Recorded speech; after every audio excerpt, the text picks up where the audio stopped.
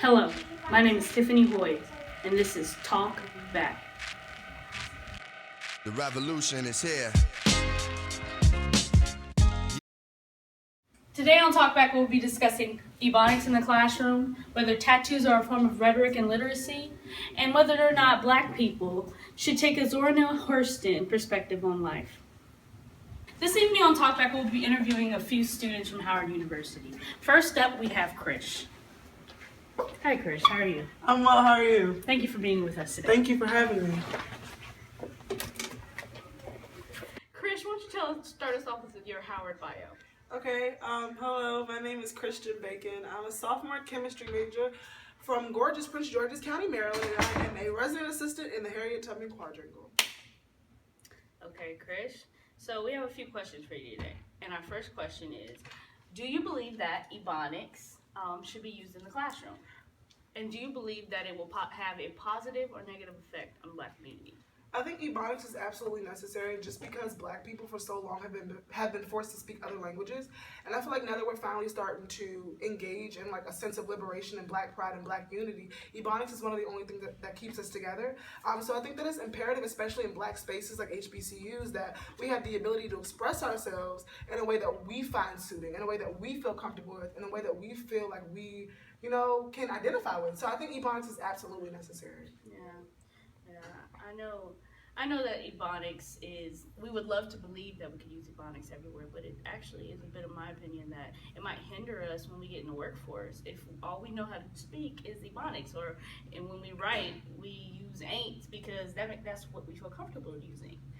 I agree with you to a certain extent, but I also think that it's important to understand that white people a lot of times like to associate their idea of what it means to be intelligent or intellectual with the ability to speak English. I feel like you can be just as smart as somebody else, even if you speak 18 other languages. A lot of times people who are white and speak English think that they're superior, but there are people across the globe who speak 7 and 8 different languages, and English just happens to not be one of them. So my second question for you today is, in regards to David Kirkland. I don't know if you heard of David Kirkland, but David Kirkland wrote an essay called The Skin We Ink.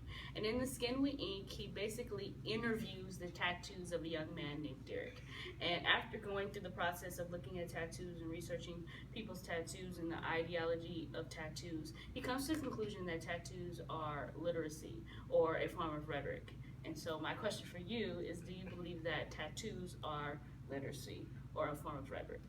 Well, I think literacy and rhetoric are both art forms. So I think that in terms of expressing yourself via, ink, I think it's definitely a form of literacy because anything that you consider art, it depends for the person, you know what I mean? So I think tattoos are a form of art and a form of expression, and that's just what literacy is in my opinion. Do you think it's any more literate than Shakespeare? I think it's different. I think that I think it's all relative as well. I don't think there's a... Okay, so next up we have Tatiana. So Tatiana, give us some of your Howard bio. Well, my name is Tatiana Kinchelo. I'm a sophomore mechanical engineering major from Paterson, New Jersey, and I'm also an RA in the choir. Okay, all these engineering majors and chemistry majors and stuff, crazy. All right, so my first question for you today is in regards to Zora Neale Hurston's essay For Colored Me, right? And so in For Colored Me, Zora Neale Hurston says basically that Black people should, especially her, she takes us through a walk of her life, and she says that growing up there was racism because she grew up during the Harlem Renaissance time, but she never worried about it. She was always thinking about progression and sharpening her oyster knife is what she says. She was tragically Black. So you think that Black people should adopt the Zora Neale Hurston mindset of not worrying about oppression and racism, just worrying about themselves and sharpening their oyster knife? I do agree, but of course, it's never black and white. There's always shades of gray. So with respect to that, I believe that it is important to think about yourself, self-worth, getting yourself to a platform where you can be comfortable and stable. But I also think that it's really important to realize the ills of society, realize that there is racism, realize that there is stereotyping, etc. Because if you don't and you just completely negate the fact that it exists, it's still going to persist. Instead of you acknowledging it, having some form of battle against it, but also realizing that that's not your only means of life. It's not your only means of getting through your day, of your mindset. You know what I mean? Yeah. And a lot of Harlem Renaissance counterparts for Zora Neale Hurston felt the same way. Okay.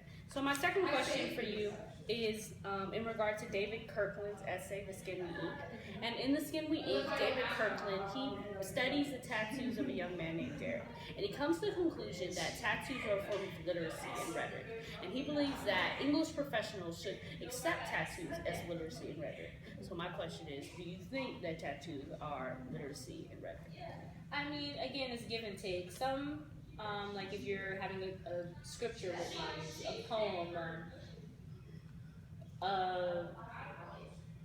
a statement that dwells on your way of life, then I would say yes. And then, but there's other forms that are just cartoonish pictures, or after a while becomes more a habit than self-expression. But again, it is a form of self-expression.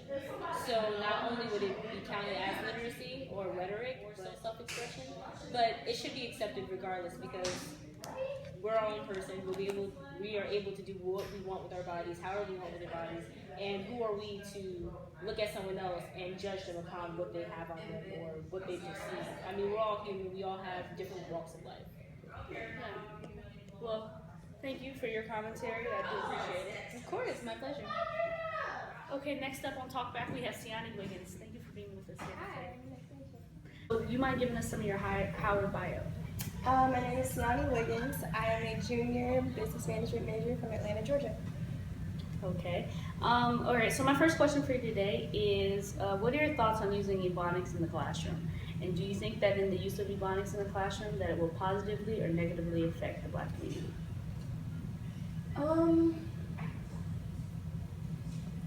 It kind of goes both ways. Some people truly just don't understand like proper English, and that's just truly how they speak. But I feel like if you acknowledge that that's how some people speak, you'll be able to merge the two together, and you'll be able to create something that they'll be able to relate to. It's not talking white. It's just I'm teaching you the basics of English and how to speak it. Now, you can use Ebonics in the classroom to make it more comfortable for students, because there's a sense where it's like, this is too formal for me, I don't want to focus. So if you use Ebonics in the classroom, it will help them feel more comfortable in their learning environment.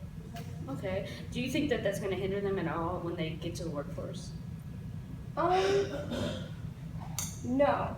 And I feel that way because the workforce, they look for such diverse people who can relate to any type of person. So if you can go from Ebonics to Old English, then it works. Yeah. Okay. I agree with that. My second question for you is regarding David Kirkland's The Skin We Ink. So in The Skin We Ink, David Kirkland, he basically interviews the tattoos of a young man named Derek. And he believes that in studying tattoos and Derek, that tattoos are a form of literacy and rhetoric. So do you agree with Kirkland? Do you think that they are a form of literacy and rhetoric?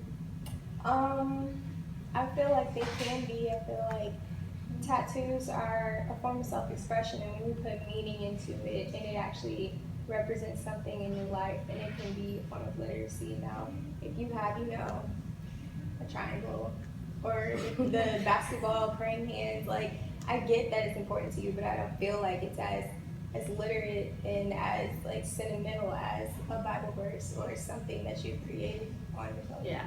Yeah. So I definitely agree that, like, I know that people can put forms of literacy on them. Like, you can quote the Bible on you, or you could quote Shakespeare, and I think that's where it becomes literate. But I don't think your gang affiliated signs or your triangle or your praying hands is really literate. Talkback will return after this brief commercial break.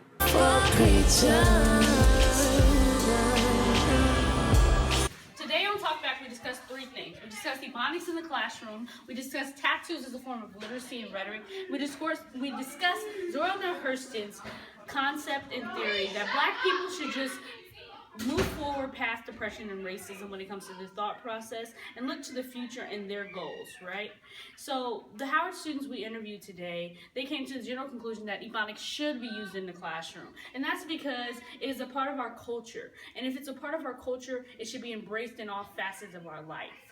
Our second question we asked was about tattoos and literacy. And they came to the conclusion that for the most part, tattoos are not literacy or rhetoric. But when thought out, they can be. But for instance, neck tattoos that say peanut, those don't really count, right?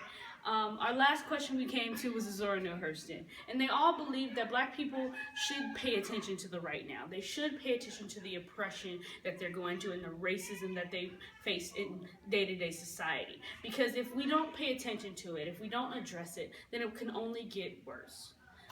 Again, my name is Tiffany Hoy, and thank you for tuning in.